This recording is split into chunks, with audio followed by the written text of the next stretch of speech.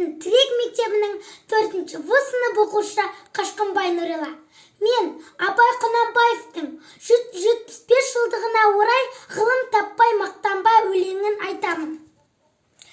Ғылым таппай мақтанба, орын таппай баттанба, құмарланып шаттанба, ойнап босқа күлуге. 5 нәрседен қашық бол, 5 нәрседен асық бол. Адам болам десеңіз, тілеуің өмір алдыңда, оған қайғы жесеңіз. Өсек, өтірік, мақтаншақ, еріншек, бекер, мал шашпақ, 5 тұспанын білсеңіз. Талап, еңбек, терең ой, қанағат, рақым ойлап қой, 5 асылыс көнсеңіз.